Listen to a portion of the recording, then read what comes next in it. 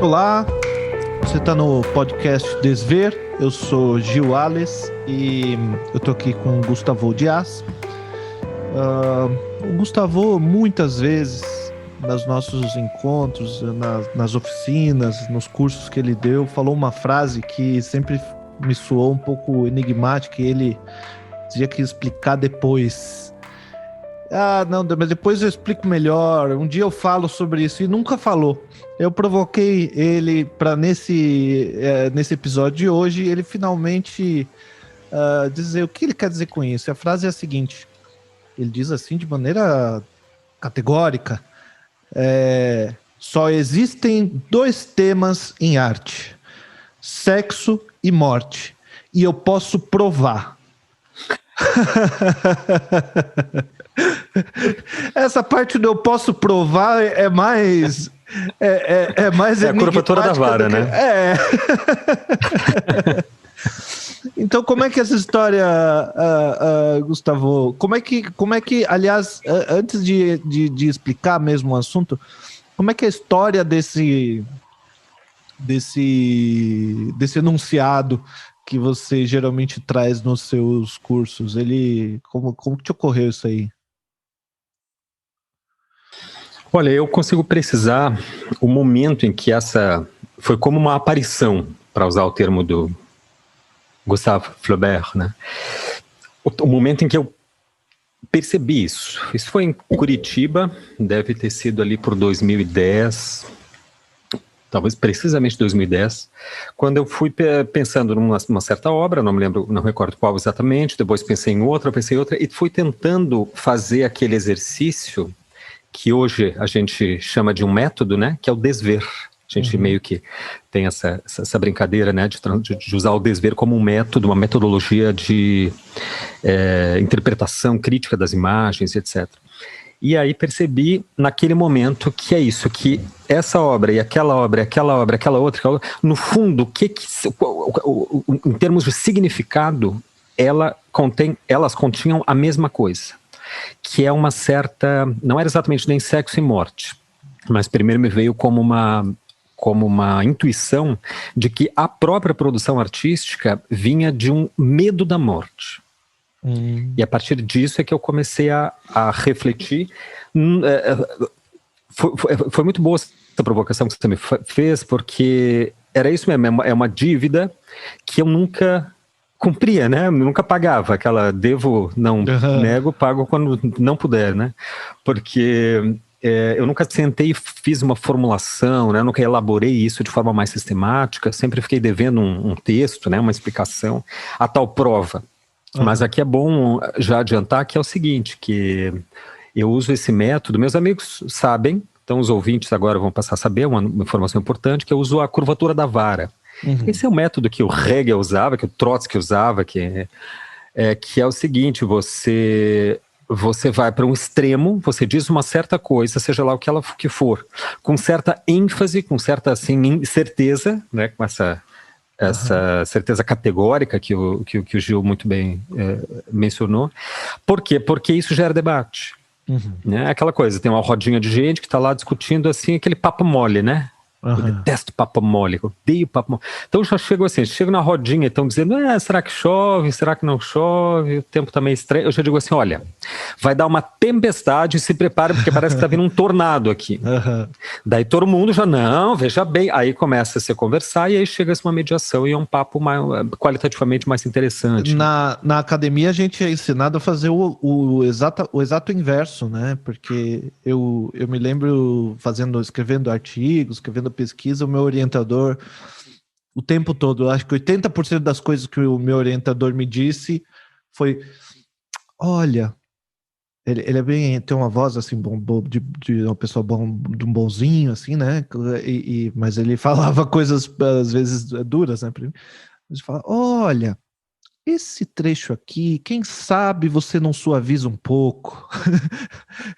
Suaviza, nesses casos, sempre significava que eu estava afirmando alguma coisa que eu deveria dizer, eu acho, que quem sabe, talvez... E é uma ótima lição, porque no próprio conselho, ele já ilustra o que você tem que fazer. Isso. Aqui não ficaria bom quem você sabe, dar uma... você não poderia, se você achar bom, né? Suavizar Ele já está ilustrando. Uhum. Exatamente, nunca tinha pensado nisso, mas é o oposto da academia, né? Porque na academia, a academia tem diversos problemas, na minha opinião, aqui abrindo um parênteses, e por isso talvez que eu nunca me encaixei definitivamente na estrutura institucional da academia, nem nunca desejei ter carreira acadêmica, porque é isso, você não pode afirmar nada, né? Ele é um lugar de reprodução contínua do pensamento, de preservação do pensamento, mas pouco espaço de criação de pensamento novo, de elaboração de pensamento. Você não tem espaço. Pelo menos até que você faça uma tese de doutorado, você não pode afirmar nada. Tem um outro ponto que é mesmo, eu acho que eu tenho a impressão de que na tese de doutorado ali é que você não pode afirmar nada mesmo, porque a quantidade de revisão bibliográfica que você tem que fazer é tão grande, e a quantidade de autores que você lê é tão grande que não sobra muito espaço para você mesmo dizer muita coisa, né? Mas mesmo aquilo que você queria dizer, você vai descobrir que já tem uns 3 ou 4 autores que falaram, né? Isso, exatamente. O que sobra para você... A tua tese já foi dita. O que sobra para você falar é um parágrafo no espaço de 200 páginas.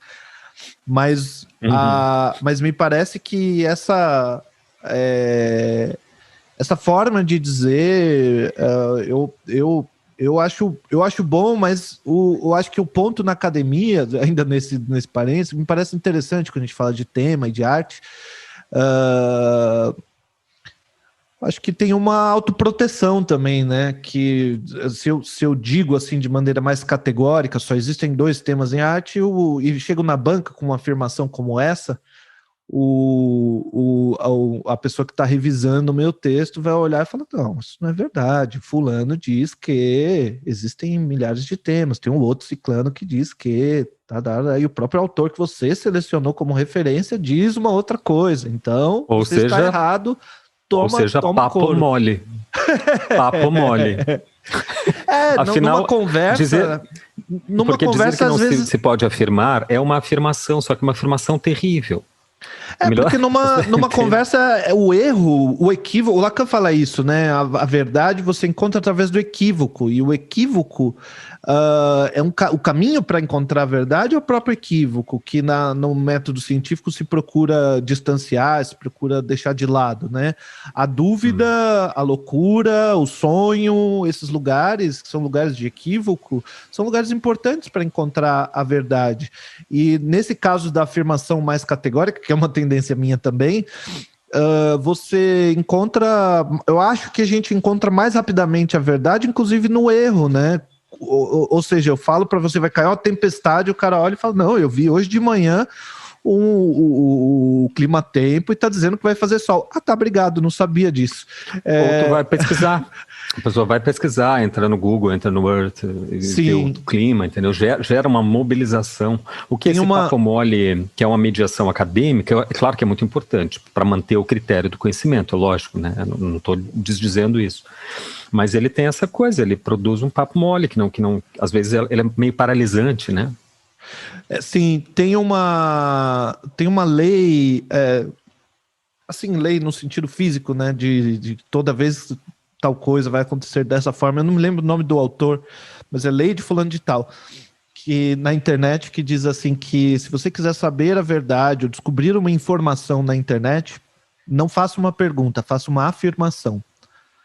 Porque daí você vai lá no Facebook e diz assim, todos os artistas são metidos, sei lá, qualquer coisa.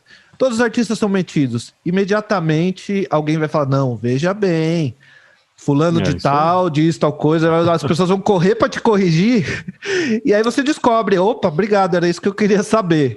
Enquanto se você fizer uma pergunta, o que vocês pensam sobre a afetividade dos artistas em relação ao seu trabalho, ninguém responde. Não vai chegar nada. Uhum. Essa é a curvatura da vara, não é para ser dogmático, não é que eu faça uma afirmação e que ela seja dogmática, é o contrário. É justamente isso, é afirmar um certo lugar de verdade, só que abrir-se à desestabilização. Sim. Né? A ideia é essa mesmo, né? Não entronizar, mas justamente gerar um debate a partir do qual aí então se pode se chegar a uma verdade, etc. Né? Mas fica ainda o desafio da prova sobre o tema. Pois é, eu vou voltar antes que não foge, não. Já esteja mais parecendo de novo que eu esteja fugindo, né? Sim. Não, então, eu acho que sim, os dois é uma coisa da qual eu estou cada dia mais certo, né? Que a elaboração é exatamente essa, Gil. Os únicos temas da arte são o sexo e a morte. Por quê? Porque o real é a vida em decomposição. O corpo, ele é um timer ambulante. Um timer, um cronômetro, né, que permanentemente está dizendo ali, de forma atualizada em tempo real, o tempo que nos resta. Ou seja, a gente é como uma ampulheta ambulante, onde a cada segundo nos é tirado um grão dessa ampulheta. O real é isso, do que o sujeito se constitui com uma única finalidade, que é justamente a sua desconstrução. Não só corporal, mas psíquica também, né? Nós que citamos, não por acaso aqui o Lacan sempre, né? Ele próprio vai ensinar que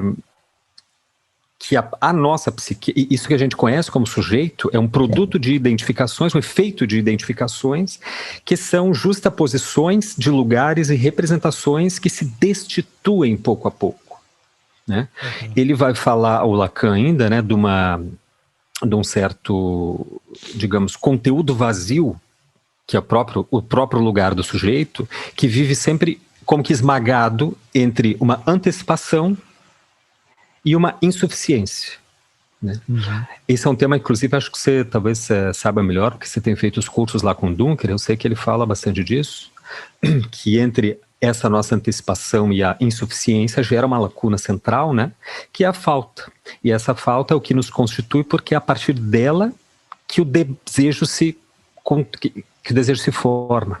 Que essa falta, ou seja, como nós somos seres faltantes, seres de que algo faz falta, nós vamos em busca de. Então nos tornamos seres desejantes. A antecipação e a insuficiência é o seguinte, porque o ser humano nasce, tem até uma teoria da biologia que o Dunker cita lá, né, de que o ser humano ele nasce incompleto de fato. Nós precisaríamos assim de 14 meses de gestação, mas nascemos com 9 meses. Uhum. E tem uma certa teoria lá que diz que isso é justamente importante tem uma função natural, e a função é para que nós criemos laços. Porque é muito diferente de um filhote de elefante, sei lá, de cabrito, né, que sai da placenta e já sai andando, ele já sai formado. O bebê humano não.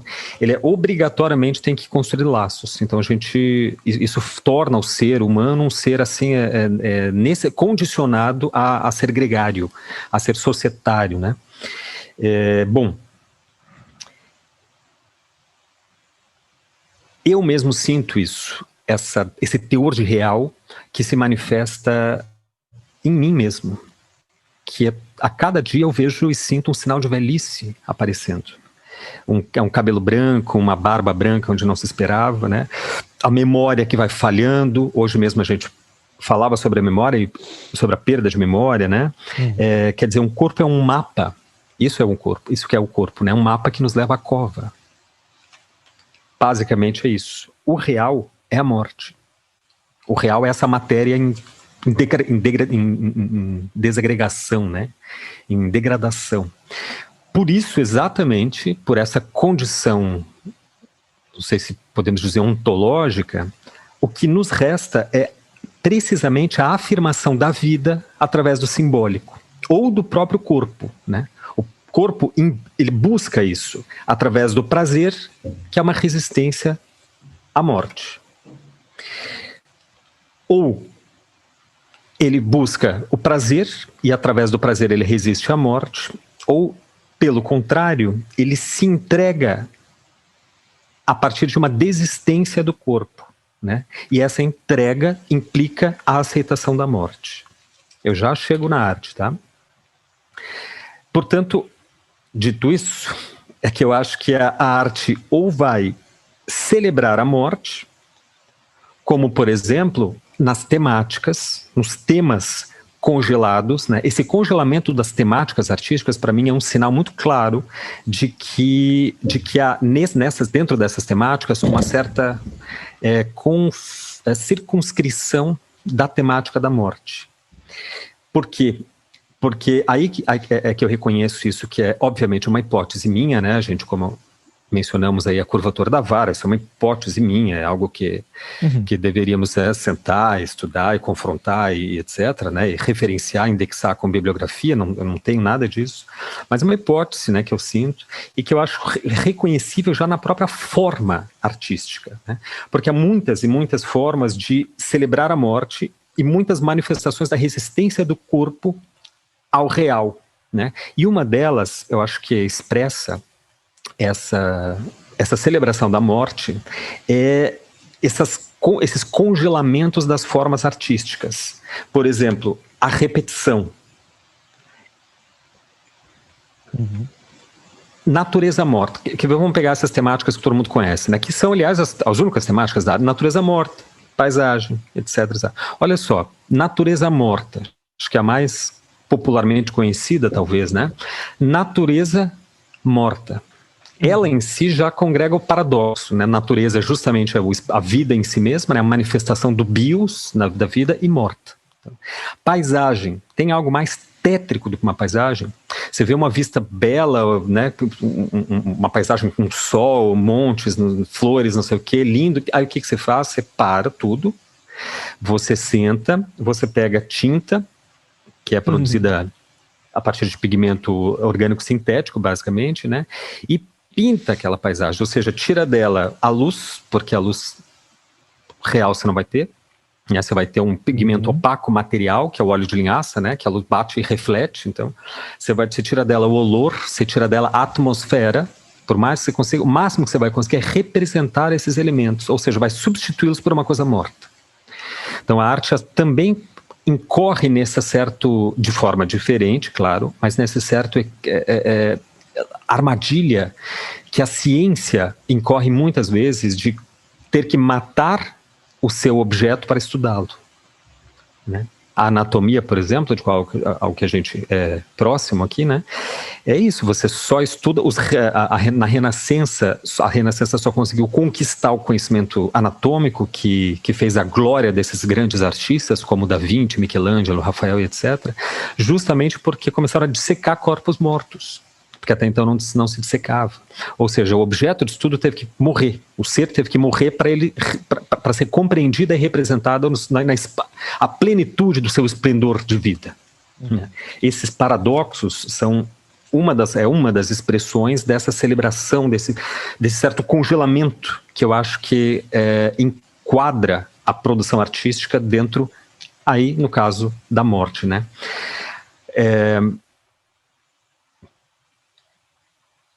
A paisagem tem também inclusive, abrindo um parênteses aqui, uma certa condição, digamos, pouco... Ela é quase uma assunção de que o sujeito não tem nenhum poder sobre o ambiente em que vive, né?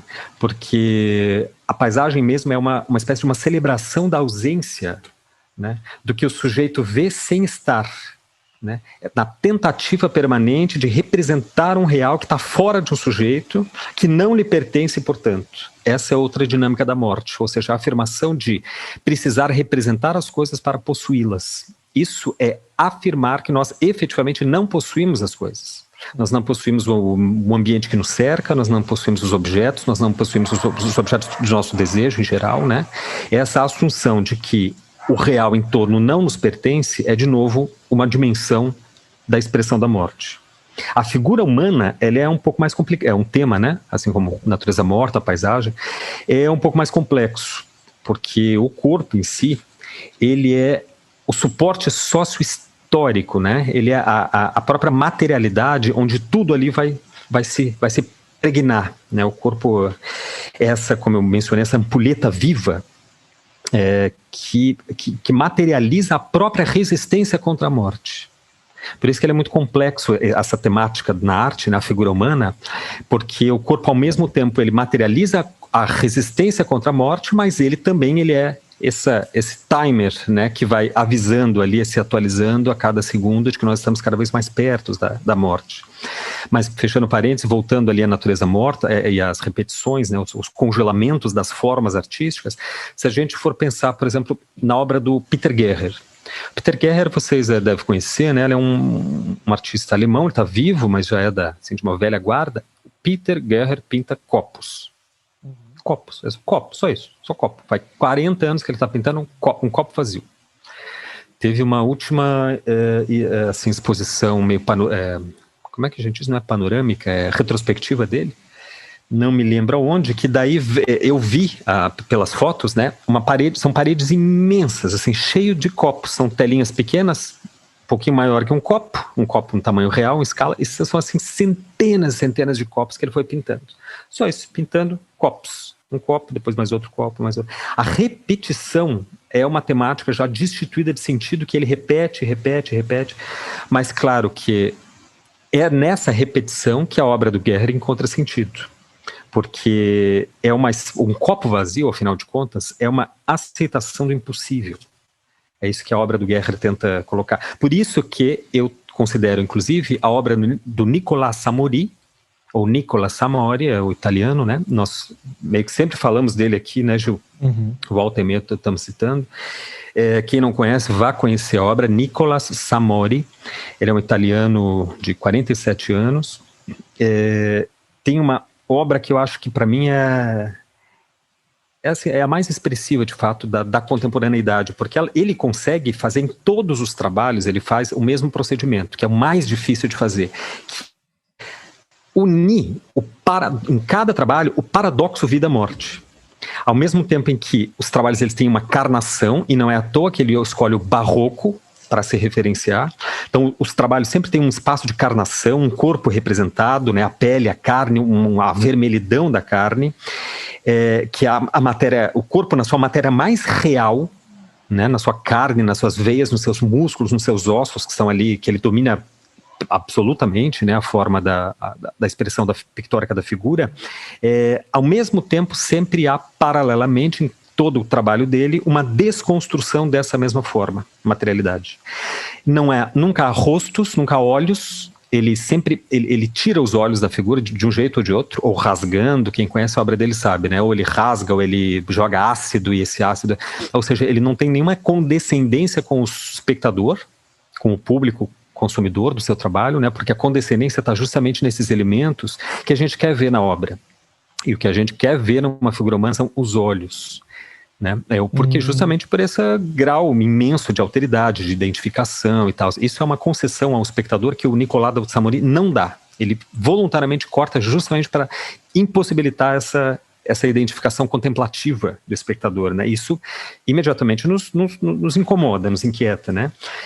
Mas além de ele retirar de decompor ou descompor os olhos, né, os rostos, os retratos dos seus personagens, os corpos do Samori, eles sempre as telas os corpos nas telas sempre carregam esse paradoxo em si. Ao mesmo tempo eles são vermelho e pretos. Vermelho porque por conta dessa carnação sempre há um ponto pulsante nos trabalhos do Samori. Só que esses corpos estão sempre dentro de uma ambiência sombria, porque nós somos assim. O corpo é emoldurado pela morte.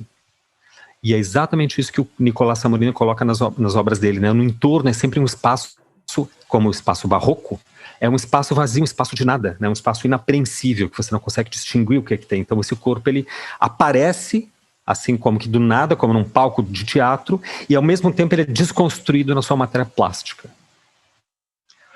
Acho que o Nicolas ele consegue sintetizar toda essa minha hipótese aí de sexo e morte, né, em cada trabalho dele. Qualquer um dos trabalhos do Samori poderia usar como um certo corolário, dessa minha hipótese, né?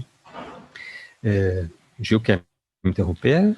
Posso tocar? Sim, não, eu acho que tem acho que você falou bastante coisa e eu teria uns comentários. Se quiser, fique à vontade aí, porque senão eu vou e não paro mais. Né? Depois eu continuo, Não, mas fique à vontade. Tá interessante, ou seja, você toca, você fala de algo que eu acho que você pode retomar depois e explicar melhor, que é a própria noção de tema, né? Você falou de tema num sentido de forma, num sentido de repetição de certas figuras, certas representações, e falou também num sentido de significado, né? Tema como algo relacionado ao significado. Eu acho que essa caracterização, a gente pode se beneficiar de um pouco mais de precisão aí sobre o que a gente quer dizer com o tema. Mas falando sobre morte e sexo na arte, de modo mais geral, independente disso ser ou não ser um tema, me parece que tem algo de interessante nessa aproximação entre o real e a morte, né? Morte e a vida, né? Morte como negação da vida, né? Me parece que, além dessa noção da criança, né, o humano nascer não pronto, né, e necessitando de cuidados, me parece que uma forma de olhar para a vida é sempre a partir da noção de reprodução, a reprodução da própria vida, né, e como um objetivo maior da maior parte das nossas atividades, né?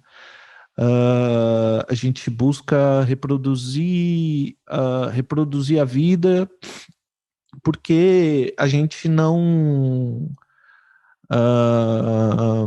realmente não nasce pronto. A gente nem se reconhece como gente, né?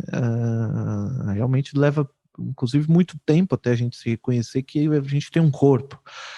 O bebê ali ainda tem parece, a melhor hipótese é que ele ainda, ele vê uma mão, ele vê um pé, ele vê partes do corpo meio desconexas, ele não percebe essa noção de meu corpo como um todo, né? É uma representação, né? Uma ideia, e uma ideia que a gente formula durante a vida. Enquanto a gente ainda não tem essa ideia, a gente não consegue comer, a gente não consegue andar, a gente não consegue fazer nada enquanto bebê, o que tem ali de muito substantivo é uma falta que geralmente é suprida pela mãe. E eu coloco ênfase nesse geralmente porque também geralmente os cuidadores falham em suprir todos os cuidados que um bebê precisa. E essa falta que pode acontecer de real ali nessa fase de constituição do sujeito pode permanecer, né, no sujeito. Ele permanece com aquela falta e tem que passar a vida inteira tentando lidar com essa falta que fica impressa ali, né? Então isso acaba, acho que falando muito sobre nossas constituições simbólicas, né, de família, né? Eu estava ouvindo a Maria Homem falar uma coisa hoje num vídeo, me pareceu bem interessante. Ela estava falando sobre no canal Soltos, que é um canal que fala assim sobre, enfim, pessoas pegando pegação e pessoas solteiras e como elas procuram outros, como você usa o Tinder, esse tipo de assunto, né? E aí Esse é um canal muito legal, inclusive. muito Parece, legal, muito não legal. É putaria, né? Super legal, super. O Dunker vai bastante lá. Bem interessante. Acabou o canal meio que, né? Mas ele é muito bacana. E aí, ali no Soltos, a Maria Homem fala assim, ela nem estava falando necessariamente dessa relação de relacionamento e tal, mas a gente trata essa noção da família tradicional, para dizer assim, tu sabe como que é a família tradicional brasileira, né? É o marido, a esposa, o filho e a amante. Família tradicional burguesa. Mas essas constituições familiares, a gente está hoje discutindo, desconstruindo, analisando, questionando elas, e eu acho que tem que fazer isso mesmo, a gente tem que continuar se perguntando sobre essas questões, mas, puxa, há 50 anos atrás, talvez um pouco mais, não tinha pílula anticoncepcional, sabe? Então, fazer sexo significava uma probabilidade de ter um filho alta, sabe? Então, fatores como que hoje a gente olha, não vê nenhum sentido neles, como sei lá, castidade, ou esse valor cristão da castidade, né? Uma das minhas autoras preferidas, a Marcela Altos-Heide, uma teóloga argentina, diz que a Bíblia é um manual de educação sexual da antiguidade. E quando você vai ler, você vê que realmente a quantidade principalmente nas cartas paulinas, tem uma quantidade de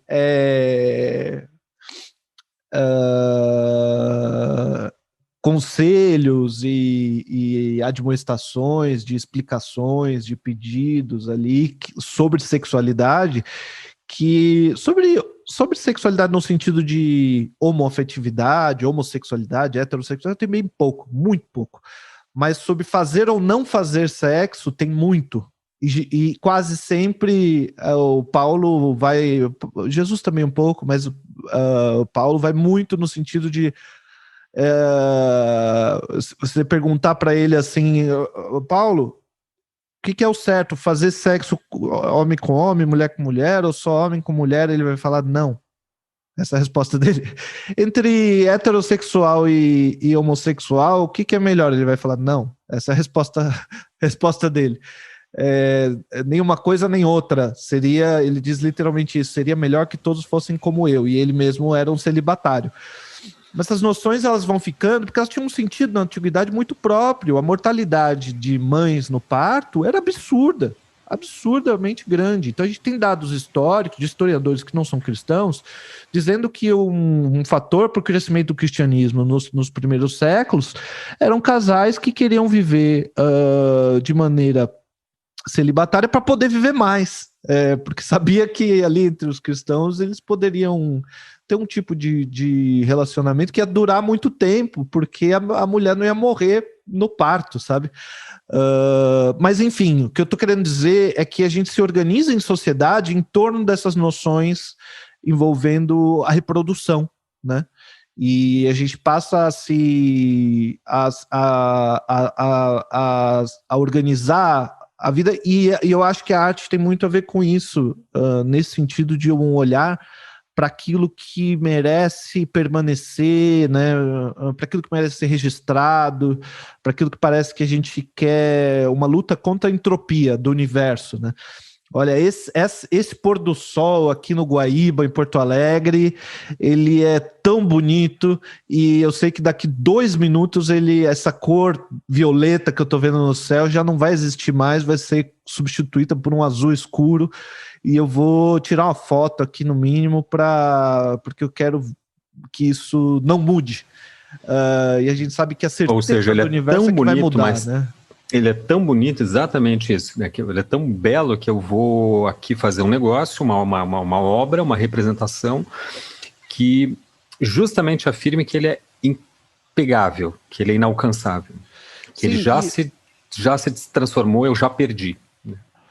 Pois é, enquanto a gente, como você disse, sobre as identificações, a gente vai se constituindo através de algumas escolhas que são para desfazer o fato, né, o real, de que a gente é muito dividido, né? Como sujeito, a gente sempre está muito dividido, não é um. Ninguém é um. Você tem você, tem o outro, e esse outro, na verdade, faz muito parte de quem você é. Não é o outro em si mesmo, né? Mas o outro como uma coisa que está meio que dentro da sua cabeça e que faz parte de quem Né? Quando a gente está falando aqui, a gente está falando, estou eu e você aqui na internet conversando e tem um outro aqui que é o ouvinte, que está presente o tempo todo na nossa cabeça, né? Para cada palavra que a gente fala, a gente está considerando essa outra pessoa que está no futuro, na verdade. A gente está falando com ele, né? Então, só que isso causa angústia, né? É muito difícil essas divisões. Então a gente vai elaborando identificações, e essas identificações são representações.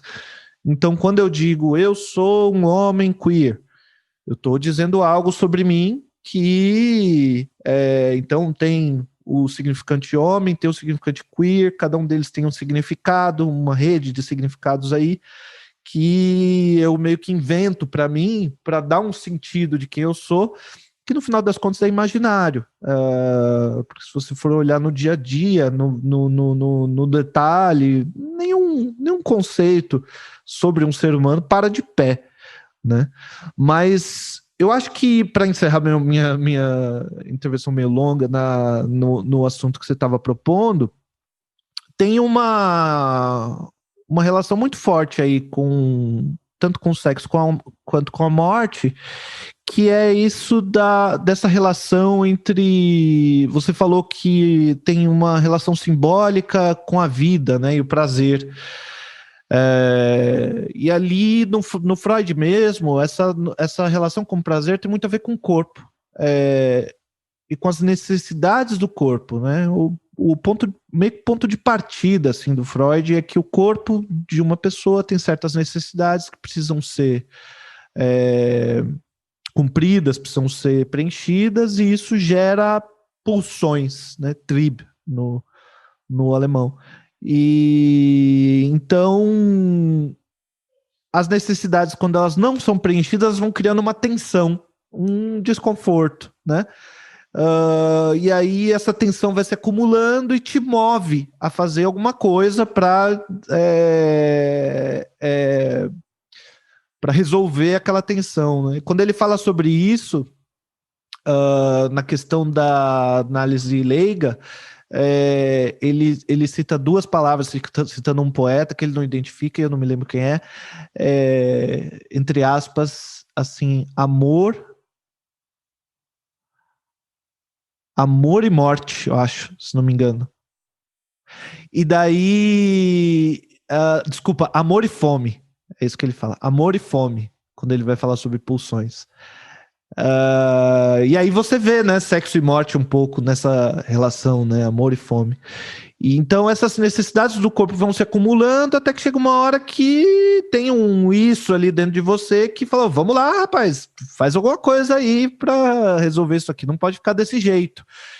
E isso tem a ver com a falta também, né? Um desejo que move a gente um pouco mais adiante, né?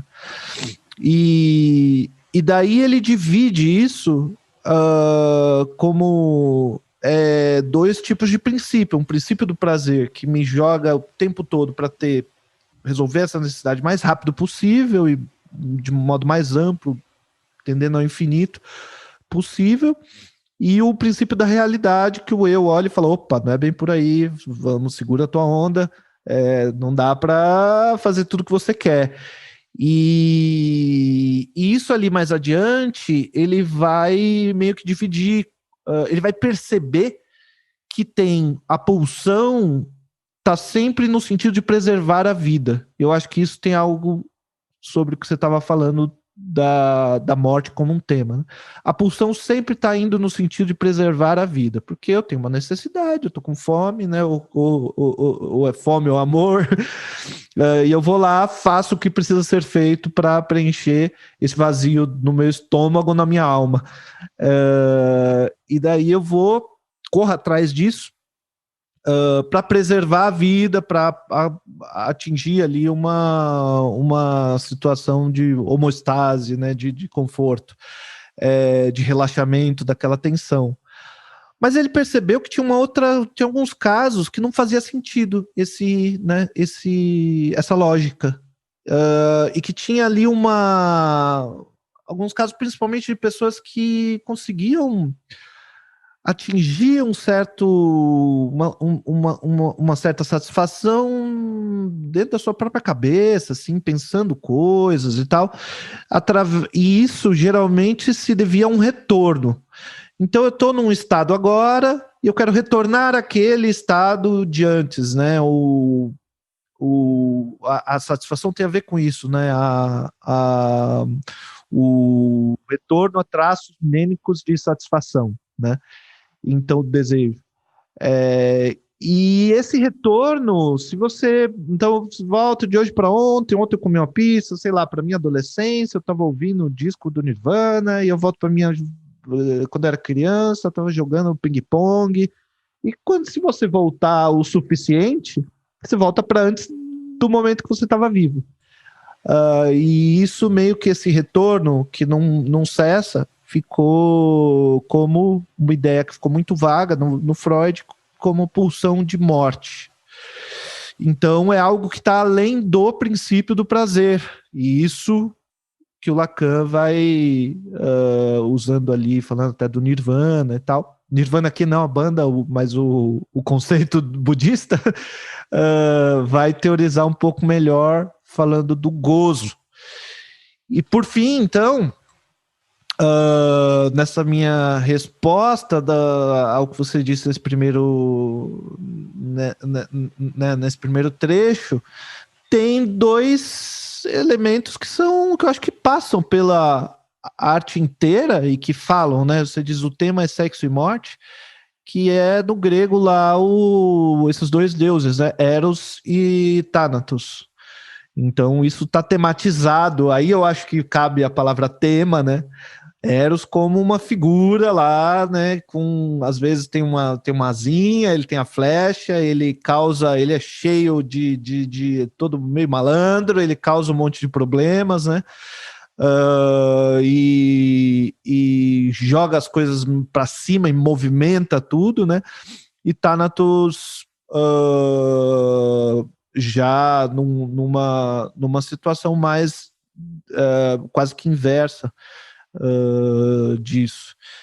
Então a gente tem uma repetição de certas. Aí que eu acho que fica uma provocação para você. A gente tem uma repetição de certas representações que tem a ver com sexo, que tem a ver com morte. Me parece que um exemplo mais óbvio disso é Vanitas, né? Se alguém não conhece, bota Vanitas no Google, você vai ver uma série muito grande de obras de arte que estão falando sobre, ali era arte protestante, né, holandesa, onde surgiu esse tema, onde fazer pintura de santos, de Jesus e tal, estava meio que proibido, ou totalmente proibido, pela reforma protestante, mas temas edificantes fazia muito sentido fazer. E um tema muito edificante era esse, Vanitas, que é a vaidade da vida, que é lembrar que a gente logo vai morrer, né? Então tem, eu acho que um esforço de síntese que você faz, de juntar sexo e morte como temas únicos da arte, que junta uma quantidade muito grande de outros temas que poderiam ser encontrados numa análise olhando para debaixo do que está debaixo do sexo, o que está debaixo da morte, né? Sim, esses dois termos, obviamente, são assim, generalizações, né? Mas que não são muito distantes, não.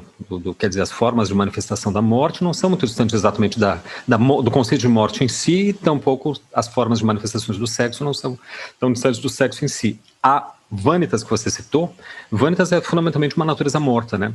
Ela é um caso muito interessante, inclusive, porque Vanitas, os elementos de Vanitas são mais ou menos configurados dentro de um imaginário, né, religioso e tal, que é o crânio, instrumentos musicais com cordas arrebentadas, como na magnífica tela Os Embaixadores, do Kurt Cobain, né, ele consegue juntar figura humana com uma Vanitas, com natureza morta, ali numa fusão, numa síntese sensacional.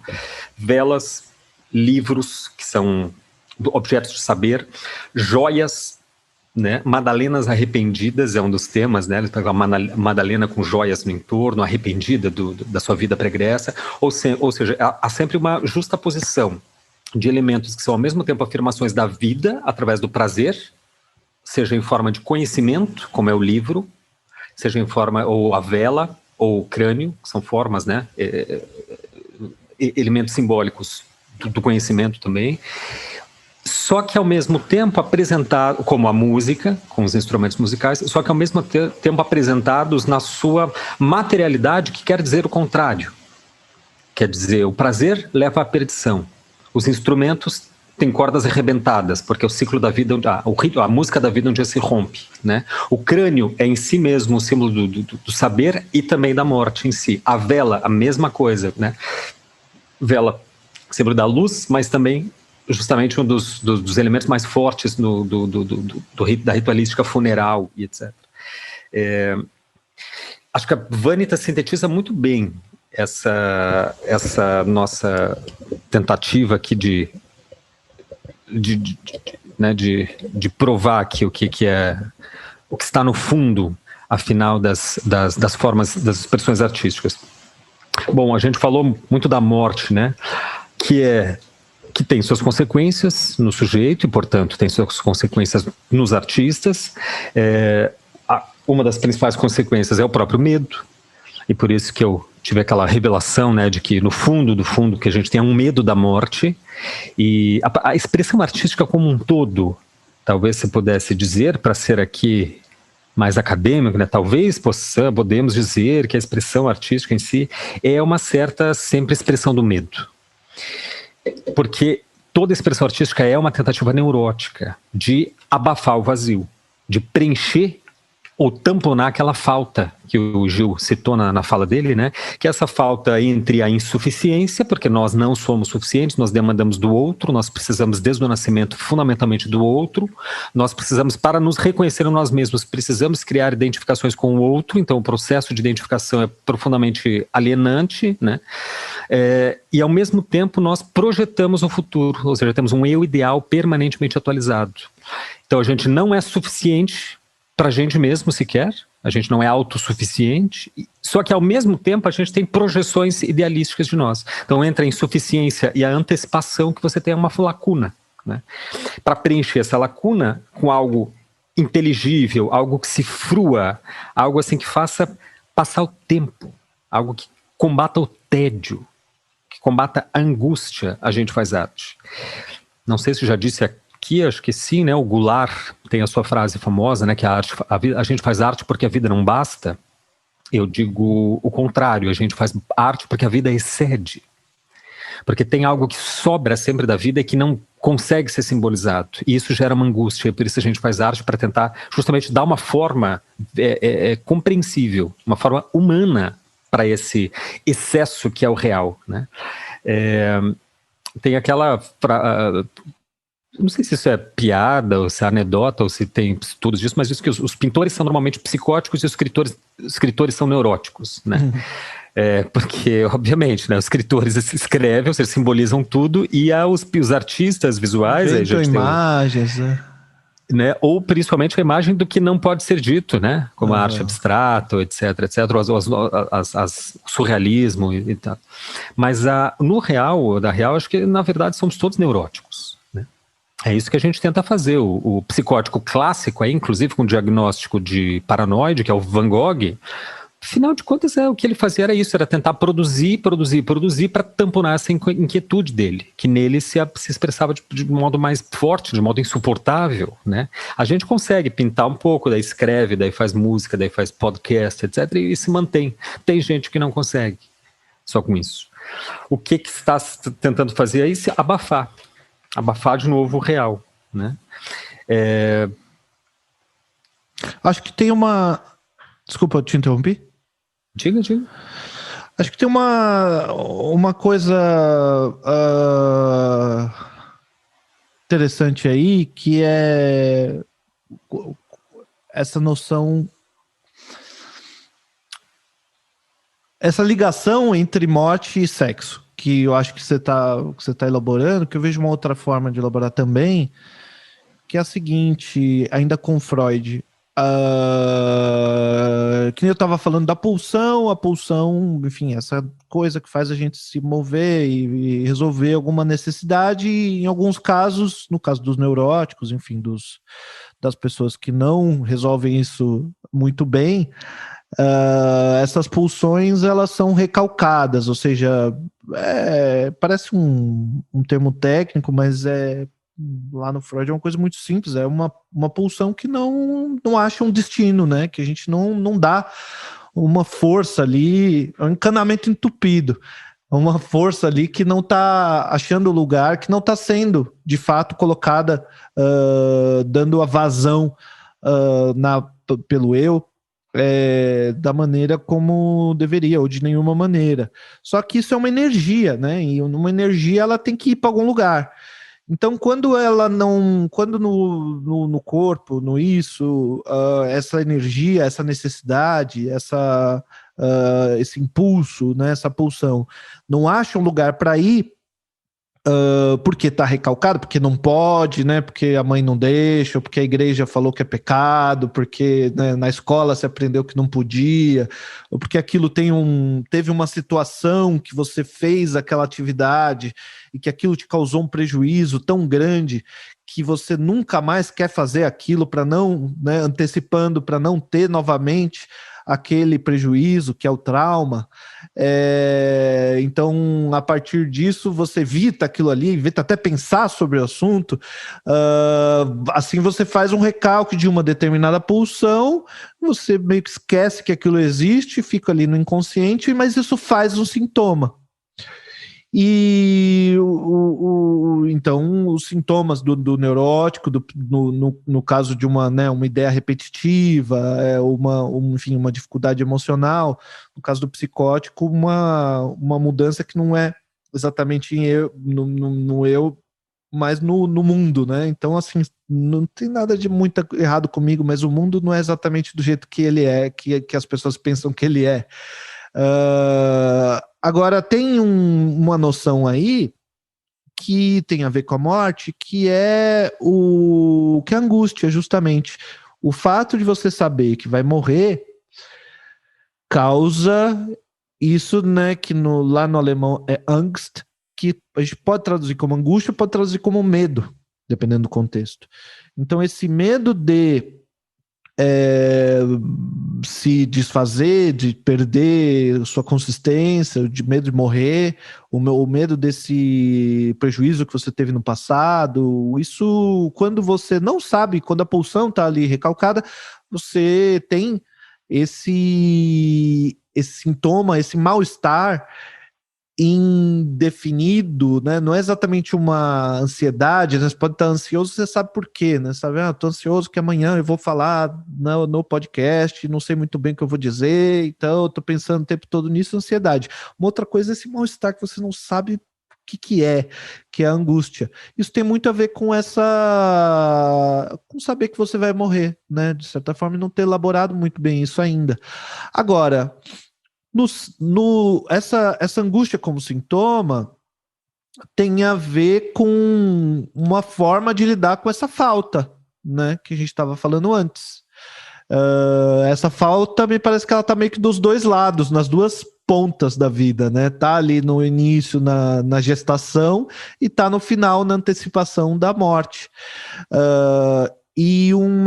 Agora, essas energias são energias que o Freud trata como libido, né? Energia sexual. E a energia sexual tem que achar um lugar para onde ir. E quando ela não acha... enfim, por um fato da vida, a gente não pode fazer sexo o tempo todo, né? Então a gente tem que achar outras coisas, assim. Eu lembro de um escritor falou uma vez num vídeo, eu não me lembro quem é, eu tenho uma memória horrível. Ele falou assim: bom, passa uma mulher na minha frente ali na rua, e eu olho para ela e eu acho ela muito gostosa, e aí eu olho assim e falo, bom, como eu não posso transar com aquela mulher, eu vou tomar um sorvete. Então, a gente acha um outro jeito de lidar com aquela necessidade. E isso, uma forma assim de converter uma necessidade em outra é a sublimação, né? Pegando ali da física mesmo, né? Passa de um estado sólido diretamente para o gasoso, né? E uma das formas mais interessantes e mais clássicas, mais tradicionais de sublimação é a arte, né? Então, então a arte, eu não sei, ainda fico na dúvida em relação à questão do tema, mas com certeza a arte é um modo de lidar com a angústia, né? Com a angústia, ou até com sintoma mesmo, e é uma forma de sublimação, né? A gente tem o caso exemplar do Leonardo da Vinci, né? Que eu mesmo não li a biografia, você sabe muito mais do que eu sobre Leonardo da Vinci, mas me parece que ele era um celibatário, né? Reza a lenda que ambos, ele e o Michelangelo, teriam morrido virgens, né? Agora, sublimação pro Freud, né? Esse é um conceito meio mal explicado também, porque se realmente há uma sublimação dessas pulsões nesses artistas, em especial, puxa, faltou muita pulsão ainda para ser sublimada, porque eles morreram trabalhando, literalmente, fisicamente, né? O Michelangelo morre com 89 anos, de manhã ele acorda, vai trabalhar, esculpe, né? Ele está esculpindo a Pietà Rondanini, se não me engano, dá uma volta, descansa, dá uma volta a cavalo, na volta ele morre, ele não consegue descer do cavalo, tem um mal súbito, ele morre, quer dizer, ele morreu trabalhando, o Da Vinci também, com os pincéis na mão. Quer dizer, então era muita. Se há sublimação, por que não houve sossego para essas almas? Que a energia libidinal desses caras era muito grande, né? Então, muito grande. E a vazão, assim, quando a vazão vai para o lugar mais natural, tem uma vazão, assim, realmente, que flui bem, todo o gás vai ali com facilidade. Na sublimação, parece que tem que nem quando você segura a pontinha da mangueira, assim, que sai com mais força a água. E sai menos, né? Sim, ela seria mais dispersiva, né, no sexo, né, quer dizer, na nossa vida cotidiana, onde a gente dispersa essa energia libidinal. Agora, esses sujeitos morreram trabalhando e tiveram uma obra monumental e nunca tiveram em paz. Nunca tiveram em paz, essa é a questão, né? Por quê? Porque, afinal, eles também conseguindo sublimar ou não, existindo a veracidade da sublimação, que eu já ouvi outros psicanalistas questionar esse conceito mesmo, o fato é que nós temos que dar sentido para um nada que nos cerca. Dar sentido para o nada, eu digo, porque antes de a gente dar sentido, as coisas são nada, certo? Elas só passam a ser algo depois do momento que você dá um sentido, ou seja, a gente é obrigado a interpretar. Isso é ao mesmo tempo uma condição terrível, é como Sartre diz, né, somos obrigados a ser livres, né? Você precisa escolher, mas está condenado à liberdade. Mas, ao mesmo tempo, é também uma tábua de salvação que torna a vida mesmo tolerável. Porque se não fosse assim, se as coisas já tivessem sentido, todo destino seria igual. Que seria um sentido, né? A gente precisa criar novos sentidos o tempo todo, atualizá-los, questionar esses mesmos sentidos, porque questionar o próprio destino é uma condenação intransferível do sujeito. Bom, até agora a gente só falou da morte, né? O outro lado é o sexo, que é a celebração da vida, só que a celebração trágica da vida. Trágica nesse sentido nietzschiano, né? Eu não sou muito versado em Nietzsche, mas a gente acaba estudando um pouco, assim, a partir da arte, né? Não tem como ler história da arte, ou na psicanálise, ou na filosofia, sem passar pelo Nietzsche. Então, os conceitos mais fundamentais, assim, a gente acaba sabendo, estudando um texto ou outro e tal. Já li algum livro, mas ele tem essa concepção trágica da vida, né? Ao mesmo tempo que Nietzsche, né, reivindicava uma superação constante da morte através dessa celebração da vida, era uma celebração trágica. Ele mesmo estuda as tragédias gregas e vê ali uma força, uma vitalidade imensa, né? E esse Umberto que ele fala, que o homem deveria ser, o sujeito deveria tornar-se sempre além de si mesmo, precisaria é uma condição para que você não tenha uma vida miserável e medíocre que se repete, né, a partir de um ciclo, um eterno retorno que se repete. Então você tem que superar o tempo todo, né, superar-se, etc. E uma das formas de superação máxima é a arte, né? A poesia, a ópera, o teatro, a tragédia, enfim, o próprio Nietzsche estudou muito esses elementos, né? Ele era filólogo também, né? Então estudava profundamente a língua em si e tal. Bom, a arte sempre procura, isso é um tema interessante, a arte sempre procura vitalidade. Tem uma palestra do Israel Kislansky, até a gente poderia assim dar uma pesquisada para ver se não está de repente na web. Eu assisti a palestra do Kislansky 2 vezes. Uma aqui em Porto Alegre e outra acho que foi em Curitiba, não lembro. Mas ele faz uma palestra justamente a partir disso. Ele conta a história da escultura. O Israel Kislansky é um grande modelador brasileiro, tá? Um artista excepcional, quem quiser ir procurá-lo. Israel Kislansky, né? Um ótimo modelador, ele trabalha com argila e com a temática da figura humana. E essa palestra que ele dá como introdução aos cursos de cerâmica é muito interessante, porque ele faz uma trajetória assim, cronológica, onde os tempos artísticos vão se sucedendo não só pelo tempo histórico, mas pela busca de vitalidade, pelo encontro ou desencontro de vitalidade na arte. Então os gregos lá, para a gente fazer um retrospecto assim, para dar uma palhinha mais ou menos do que eu me lembro da palestra dele, né? Os gregos depois dos kouros, né? Kouros ou kouros, que são aquelas primeiras esculturas, né, da Grécia clássica antiga, onde eram esculturas bastante duras, rígidas, né, sem movimento, veio um período helênico.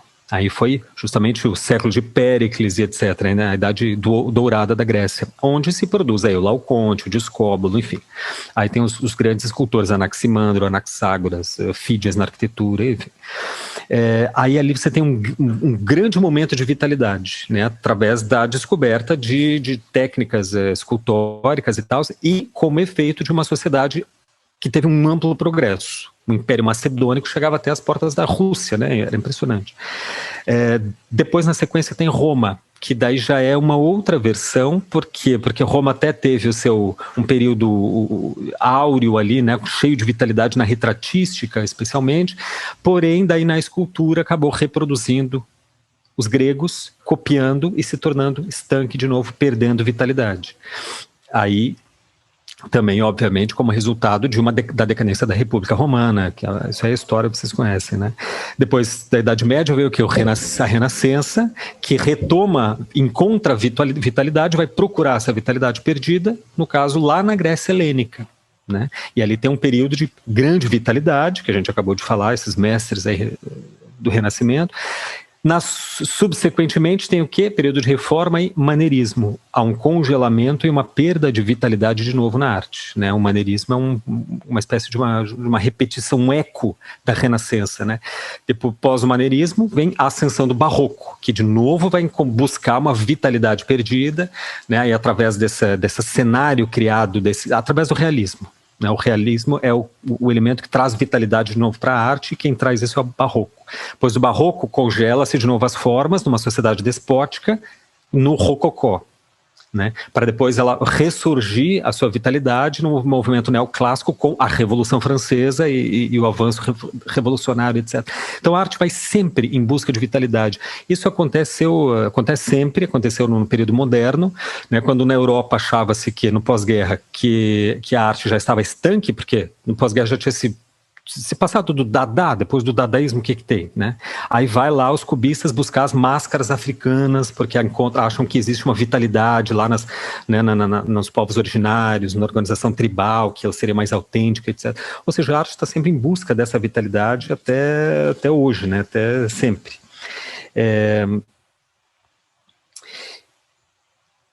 Como o real é tudo aquilo que a gente disse sem dizer, desde o início da minha intervenção aqui, o que a gente pode falar, né, diante dessa realidade do real, dessa condição existencial, o que nos cabe falar? Ou a gente fala desse real, que é a própria própria perecibilidade da vida, o que é insuportável, porque ninguém consegue ficar falando da morte, que vai morrer, e que coisa, que estou com medo da morte, estou ansioso, é um absurdo, né? O que a gente faz é o contrário.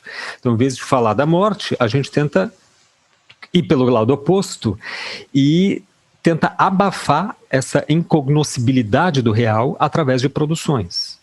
Através do trabalho, através da organização societal, das relações, dos laços, da produção da arte, ou seja, do mundo simbólico, né? Que é meio que assim, o que nos cabe fazer.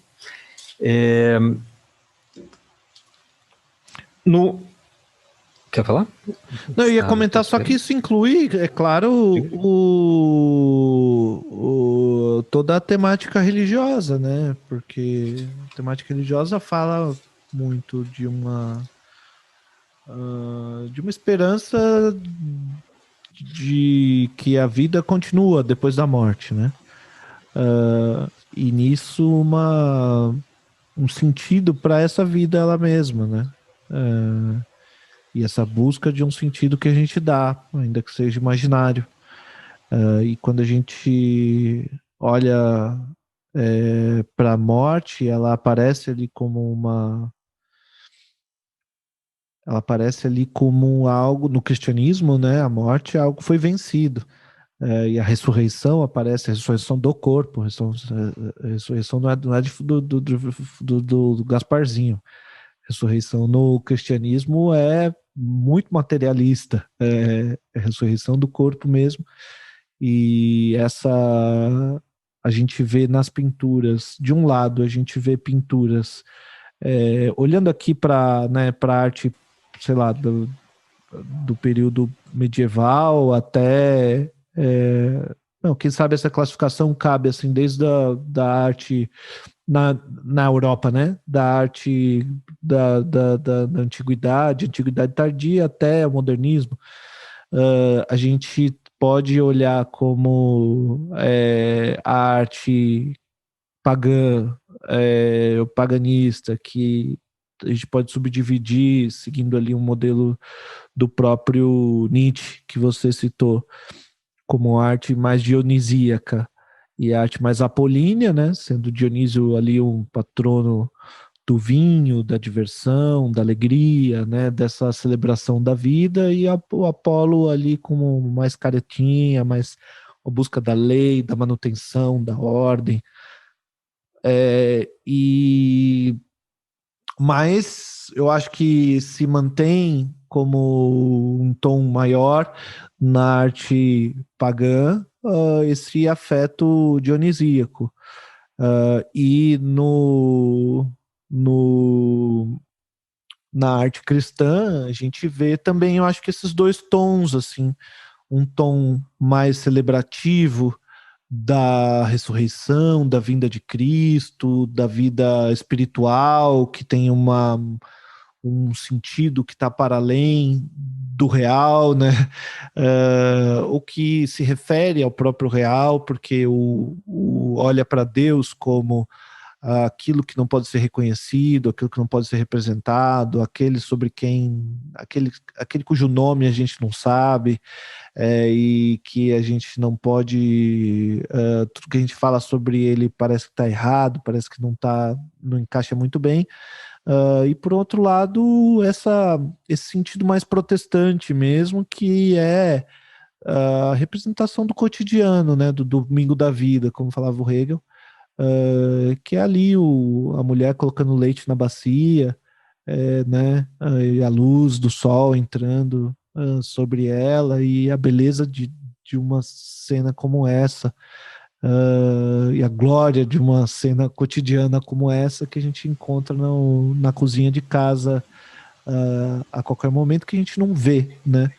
E aí a arte, eu acho que ensina a gente a desver a vida para preparar a gente a elaborar nossa relação com a morte, talvez.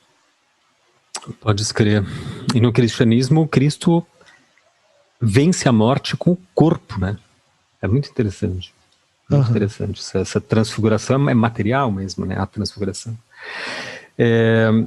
Pois é, no meu trabalho, eu busco fazer isso justamente. Quem tiver interesse em conhecer meu trabalho, gustavodias.com.br, tenho lá no portfólio virtual, né? Aparentemente eu falo ali de sexo, obviamente o sexo está envolvido, claro, só que se reparar bem, né, e perceber assim com atenção, eu estou buscando uma espécie de dessexualização do sexo, né? Porque entre a esfera erótica, que há um amplo domínio um amplo campo aí de produção artística, né? E o obsceno, eles têm uma relação curiosa, esses dois extremos, assim, né? Entre um e outro, eu acho que às vezes prefiro o obsceno, né? O que é, digamos, de forma culta, seria o errado, porque o obsceno é aquilo que você não... Aquilo que é um tanto destituído de valor, porque ele justamente não tem um velamento que seria a própria arte em si. Né? A arte não entregaria tudo, ela seria justamente uma mediação entre a gente e a coisa, entre a gente e o real, né? Entre a consciência e o real. E esse velamento, ele pode ser, enfim, uma toalha bordada de cambraia, ou pode ser um pano rústico, mas enfim, ele não mostra, ou não coloca em cena diretamente a coisa em si. Acontece que eu vejo no obsceno meio que até o contrário. O obsceno mostra sim a coisa, só que afinal, será que ele mostra a coisa? O que é afinal que o simbólico pode em relação ao real, se não criar um novo velamento? Então o obsceno, eu creio que ele, pelo menos no meu trabalho, eu tento manter essa linha de raciocínio, de elaboração. O obsceno é uma tentativa justamente de reencenar a impossibilidade do real, ao invés de velar essa incognoscibilidade, né?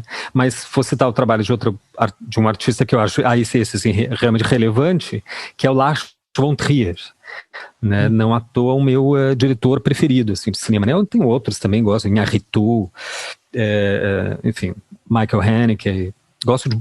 Tem muitos diretores, Paulo Sorrentino, só que o Lars, eu acho que tem uma coisa assim que, puxa vida, eu assisti recentemente o filme mais recente dele, né?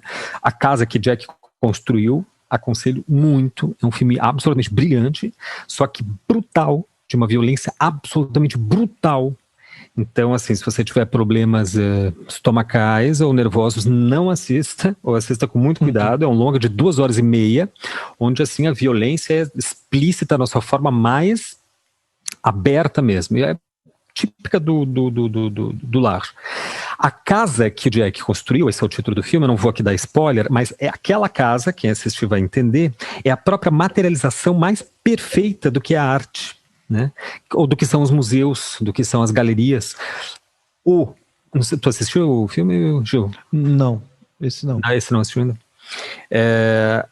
Eu tenho já li alguns comentários de que os assassinatos, o filme é sobre a história de um serial killer, de um sociopata, um perverso sádico, né? Só que é uma história da íntima dele, é muito interessante, uma história do ponto de vista dele. Ele não é aquela vítima que é perseguida pela polícia, não tem nada disso. O Lars jamais faria uma vulgaridade dessa, né? Ele conta a história do ponto de vista subjetivo dele, do perverso. E já vi comentários dizendo que os assassinatos do perverso, do serial killer, seriam assim, metáforas dos filmes do próprio Lars von Trier, porque o que ele faz é isso, com cada filme ele expõe uma dose de realidade, normalmente muito brutal, e aí há sempre eles são tratados como crimes, que daí vem a crítica, né, um patrulhamento, vem um monte de coisa, ele vem eventualmente processo jurídico e tal, né? Enfim, e no Lars, nos filmes dele, em todos eles, ele foca na morte. Eu diria que a obra do Lars estaria dentro dessa dimensão da morte, né? Por quê? Porque quando o sexo aparece, ele aparece sempre como trauma. Sempre. Nesse filme em específico não tem nenhuma cena de sexo. Ele, o serial killer, né?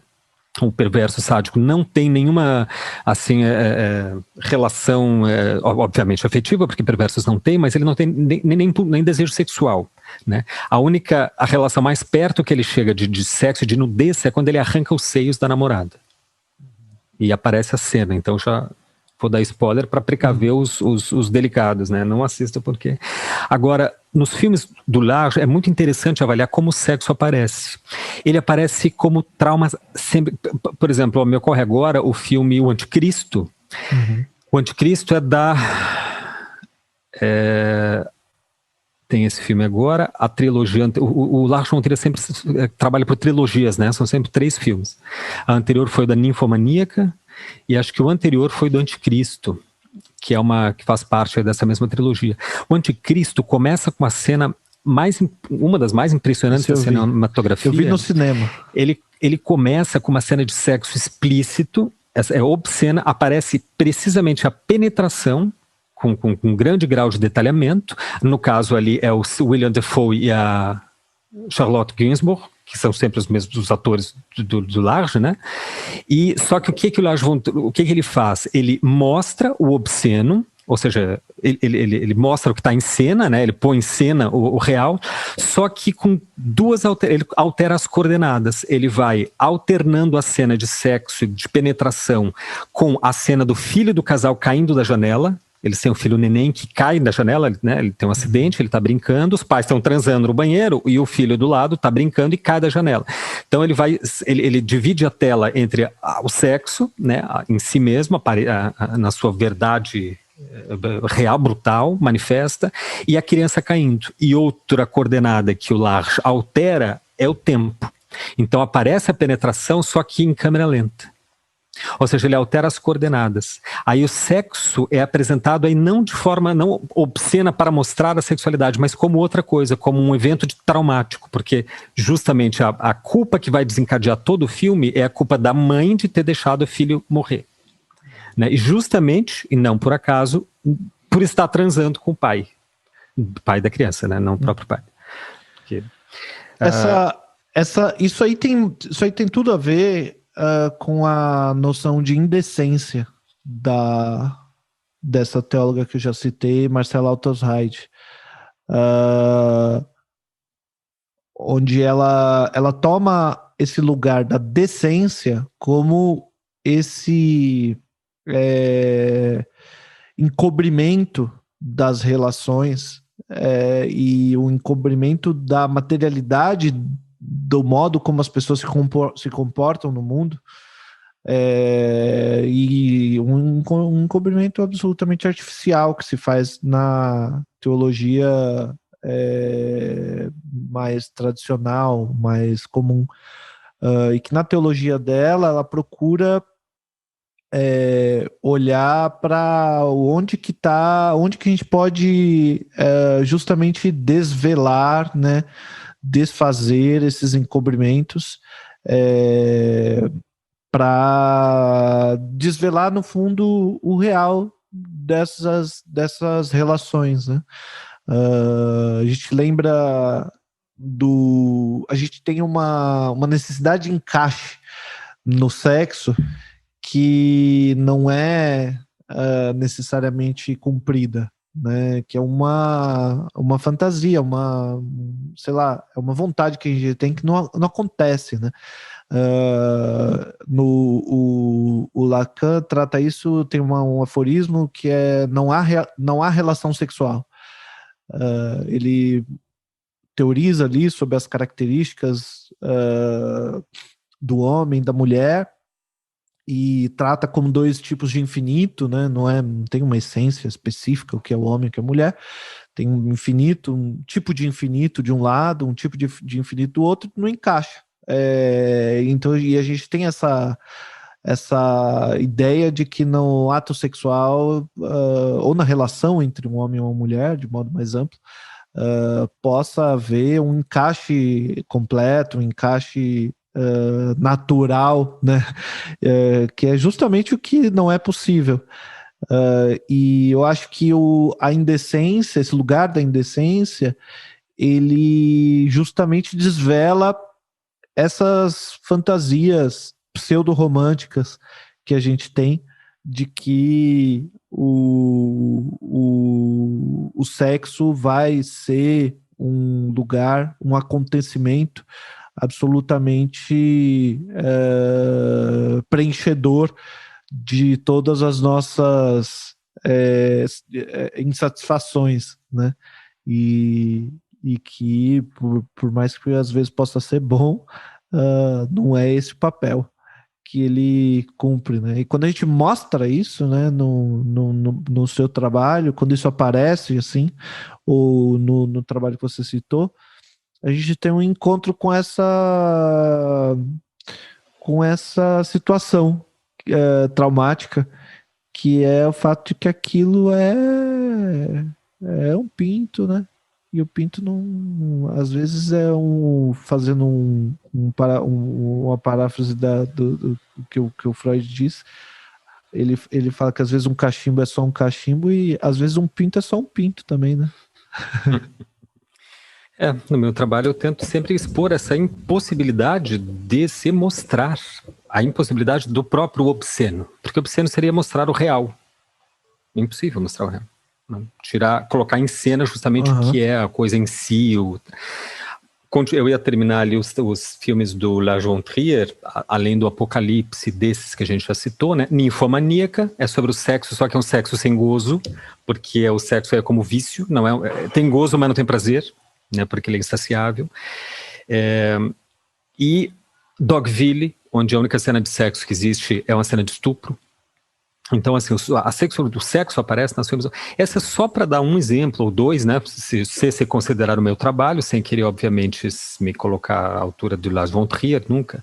Mas são dois artistas, assim, que se pode ver, assim, que a gente trabalha, evidentemente, com esse campo da morte, né? Esses artistas do cotidiano, como o Gil citou aí, desde o Vanitas, né, essas paisagens lá, os holandeses protestantes, etc. Ou esses que retratam o domingo da vida, essas cenas cotidianas, cenas das ruas de Paris. Isso é a vida, isso é o Eros, isso é no fundo, o sexo. Essa é a pulsão de resistência contra a morte que está sendo tamponada com o quê? Com uma espécie de velamento do cotidiano, né? Uma espécie de tentativa de dar significado ao cotidiano. E aí a gente encontra nisso uma certa celebração da vida. Só que celebrar a vida tem sempre o lado oposto, que é aceitar a morte. A vida na sua plenitude implica a morte. Essas naturezas mortas holandesas, muito interessante, Gil, tinha me ocorrido, agora lembrei. Você disse que dentro do protestantismo a figura não era muito bem vista para ser representada, né, como os católicos sempre representavam, especialmente no Renascimento e Barroco. Então eles preferiam representar naturezas mortas, porque afinal não tinha grandes problemas. E além de tudo tinha conteúdos edificantes, no caso das vanitas, né? Só que veja que mesmo as vanitas e as naturezas mortas que evitavam representar o corpo, né, e portanto a sensualidade e a lascívia, através das naturezas mortas, os holandeses expressavam a riqueza e o poderio da burguesia. Porque daí botavam joias nas vanitas, tem joias, era excelente para o tema. Para quê? Para os burgueses dizer, olha, nós agora daqui dominamos a Europa, que é um período de século XVII, né? 17, começo do XVIII, é um período de poderio ali holandês mesmo, conquista dos mares, etc. Isso teve implicações no Brasil, inclusive. Buenas, não sei se provei meu argumento, mas pelo menos ficou, acho que, minimamente ilustrado. O suficiente para os nossos ouvintes colocarem à prova o que a gente disse e falarem assim, olha, vocês falaram muita besteira nesse episódio aí, eu vou provar para vocês que vocês estão errados. Nada daria mais satisfação para a gente do que receber um e-mail desse. Isso, digam lá pra gente que é o contrário, que na verdade os únicos temas que não são abordados na arte é o sexo e morte. É isso que a gente tem quer. Um bom argumento aí. Por isso que essa é a curvatura da vara, né? Só apresenta os argumentos e vamos discutir, a partir disso tem debate.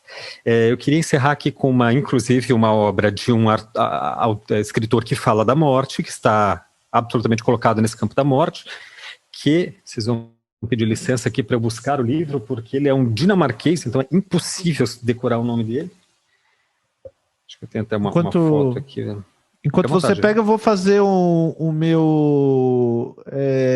minha sugestão de leitura, como nesse episódio. Esse episódio não foi roteirizado, a gente tinha essa frase aí do Gustavo no início e a gente foi falando assim, sem muito roteiro, mas eu acabei falando muito de algumas ideias do Freud e eu queria recomendar para quem ainda não conhece Acho que um livro que resume muito bem todas essas ideias, uma boa parte dessas ideias que eu citei, é uma coletânea de textos do Freud chamado Fundamentos da Clínica Psicanalítica, da editora Autêntica. Ali o Freud é surpreendentemente fácil e gostoso de ler, e eu recomendo realmente para todo mundo que conheça um pouco melhor o trabalho dele, se você ainda não conhece. Pode crer. É o Freud que está sugerindo, né? Isso, Fundamentos da Clínica Psicanalítica. Legal. Tem o Mal-Estar na Cultura, é muito interessante, o Infamiliar é muito interessante. São livros, viu, gente? O Freud é muito acessível. Parece que não, porque assim, popularmente parece que Freud é um símbolo de erudição e de impenetrabilidade, mas não, Freud é super acessível. O difícil é Lacan. Lacan. Ele é difícil de propósito, né? Mas esse livro que eu recomendei é uma lista é uma coletânea de artigos, assim. Não é nenhum livro que ele publicou, assim como livro. Então é ainda mais fácil. Tem artigos que tem ali 10 páginas e que explicam uma quantidade de coisa que você fala, meu Deus do céu, isso aqui, tudo aquilo lá que o pessoal fica falando, aquele assunto todo, são essas 10 páginas que ele usa para explicar. É só isso mesmo. A gente fica falando horas aqui, mas tipo assim, né? Ele é um mestre da síntese, assim, e de falar sobre temas difíceis de maneira simples, né? Um mestre. E ao mesmo tempo o Freud, no caso, muito generoso, né? Ele escreve para compartilhar as suas próprias elaborações, né? Não é para cifrar. O Lacan às vezes faz de propósito, né? Um ciframento que daí a gente não entende, tem que procurar comentadores. Mas antes de ler os e-mails que a gente recebeu, achei aqui o livro que eu queria recomendar, né? O escritor é o Karl Ove Knausgaard. Meu dinamarquês não é bom, como vocês podem ver, mas Knausgaard, ele é um escritor bastante atual, tem esse livro lançado aqui pela Companhia das Letras. Eu comprei o primeiro, se não me engano, são 4 volumes, são calhamaços, assim, gente, mas é uma leitura incrível. O livro a saga, é assim, todo o conteúdo é Minha Luta, e o volume 1 é A Morte do Pai. Já começa com morte, a primeira palavra do título, o título da primeira parte é morte, e vou ler aqui a primeira frase, para vocês terem uma ideia do tom da narrativa, que é excelente, viu? Muito poderosa. Para o coração, a vida é simples. Ele bate enquanto puder, e então para.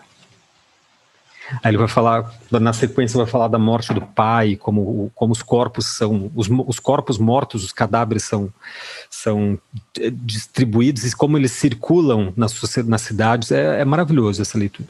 Então fica aí se você buscar uma dica aí, se você buscar A Morte do Pai no Google, Companhia das Letras, A Morte do Pai já é suficiente, você não precisa saber o nome do cara, que realmente melhor, é difícil no podcast é difícil. Knausgaard, puxa vida. É difícil. A Morte do Pai, Companhia das Letras, você encontra ali. Nós temos muitos e-mails, são centenas, eu vou ler 2 rapidamente aqui. Um do Cláudio Vaz, nosso amigo, esteve com a gente no último curso, na primeira edição do Processos Poéticos, né, do curso que eu ministrei no primeiro semestre, que diz: muito bom podcast, seguem algumas considerações de um engenheiro para um pretenso futuro artista evitar desilusões. Então aqui está dando conselho, o Cláudio é um engenheiro aposentado, então fala de cadeira. Diz ele: ser artista é uma consequência e não um objetivo.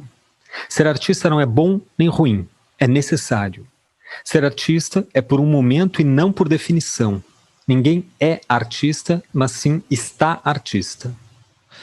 Isso aí, muito bem. Bom. A curvatura da vara, a afirmação, entendeu? É assim, é assado. Quem não concordar, que fale, daí gera debate, vamos debater. A gente Maravilha. É artista porque não consegue fazer de outro jeito, né? Porque não consegue não ser. Exato. Tem verdade ali, eu concordo, teria que refletir mais, né? Mas esse é um tema, na verdade, que a gente refletiu, acho que talvez ele tenha ouvido justamente o podcast no episódio Ser ou Não Ser Artista. Sim.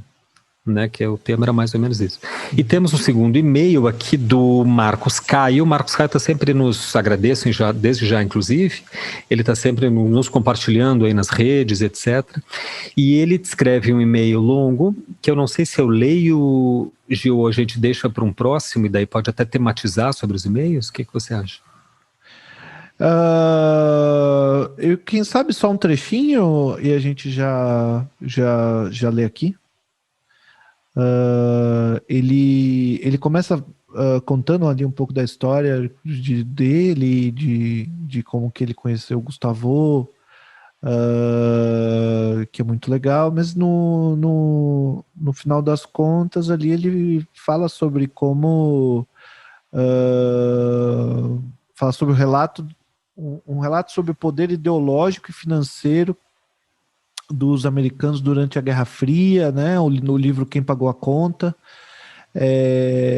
Aquela história do Clement Greenberg com Jackson Pollock, né? E o efeito ideológico que esse momento ali na história da arte, que a gente chegou a citar aqui, não tanto quanto deveria. A gente pode fazer um outro episódio, né, sobre essa história da CIA, o Greenberg, como que a CIA financiou o trabalho do Jackson Pollock e do Greenberg contra a arte russa durante a Guerra Fria. Enfim, é um tema bem interessante mesmo. E tem bastante o que falar, né? A gente teve bastante retorno desse episódio, porque a pesquisa em si, não é a questão do nosso podcast, a pesquisa da Frances Stoner Saunders é muito poderosa. Eu acabei de enviar para o Marcos Beccari o livro, porque ele quer incluir lá na pesquisa do grupo de pesquisa dele. É um livro, inclusive, Gil, que sabe quanto ele custa? No usado, R$900. Nossa! Porque tá fora de edição. Sim, não existe o livro. A CIA então, com certeza está pagando para a editora não publicar de novo. E está comprando todos, né? Então, assim, quem tem, guarde bem, né? Porque ninguém mais compra. Mas muito legal o e-mail do Marcos Caio, agradeço de novo. Ele é de Fortaleza, no Ceará, né? Formado em publicidade e propaganda, e também acadêmico de visuais. E diz aqui que te conheceu, Ju, pelo podcast, né? Ficou impressionado com a trilha. Ele disse que a música fica tocando na cabeça dele muito tempo depois do podcast. Então, funcionou essa trilha. Parabéns, viu, Gil? Pois é, foi uma musiquinha que eu fiz num exercício eu tava fazendo um exercício de música, assim, de harmonia, fiz aquilo, mandei pro professor, ele falou, legal. Eu falei, legal, mas não serve pra nada, né? Ele falou, bem curtinha, isso aí não dá uma música, né? Não dá. Eu botei como ringtone do meu celular. Eu gostei, falei, vai servir como ringtone. Aí ficou um tempo assim como ringtone no meu celular. Aí quando a gente foi fazer o podcast, aí falou, precisamos de uma trilha, eu mandei pro Gustavo, vê se isso aqui serve. Aí ele gostou, a gente acabou mantendo. Foi essa mesma reação que o Marcos Caio teve. No começo eu achei, não gostei muito, não entendi, depois eu percebi que a música ficou na cabeça. Eu disse, não, então é boa. Então é essa aqui que a gente precisa, exatamente. Hoje eu adoro, cada vez que toca. E por fim ele diz ali que me conheceu porque já me seguia no Instagram, porque maratonou o podcast Anticast, lá em 2016. Né? O Anticast era um podcast, eu não sei se ele existe ainda, mas ele era apresentado pelo amigo Ivan Mizanzuki, e eu participei muitas vezes. Ele sempre que tratava de arte me convidava lá, e daí ele disse que foi lá no Anticast, né, que me conheceu, e conheceu o manifesto do conceito ao desenho, que a gente apresentou lá. Muito interessante, que legal. Quem tiver interesse, digita assim, Manifesto do Conceito ao Desenho. Foi um manifesto que eu lancei em 2013, assinado aí por meia centena de artistas, que é, enfim, uma reivindicação pelo desenho artesanal, né, e contra a retirada das disciplinas de desenho dos cursos vocacionados de artes das universidades públicas. Que afinal eu perdi, né, obviamente, porque foram retirados, então, mas está lá o manifesto, quem tiver interesse. Bom, vamos deixar aí o recado para o Marcos. Quando a gente for para Fortaleza, o Marcos, a gente já marca aquela cerveja, tomar um... Quando acabar a pandemia, lá para 2028, mais ou menos, aqui no Brasil, a gente vai viajar, a gente dá um pulo aí em Fortaleza, tomar uma cerveja aí na beira da praia com você. Só que pra mim, menos cerveja é menos praia daí, né? Você não gosta nem de... Você nem toma cerveja, não, nem vai na praia. Eu não consumo álcool e detesto praia. Então a gente vai ter que ter um programa alternativo que contemple. De dia a gente faz isso, de noite a gente marca um sarau no espaço cultural lá perto. Boa. Coisa assim. Aí é nóis. A gente leva um chimarrão aí no inverno. Aí tô dentro. Pode crer. Mas valeu mesmo, viu, Marcos Caio? Um abraço pra ti. E é isso aí, né, Ju? Isso aí. Ficamos Valeu. aqui. Adeus.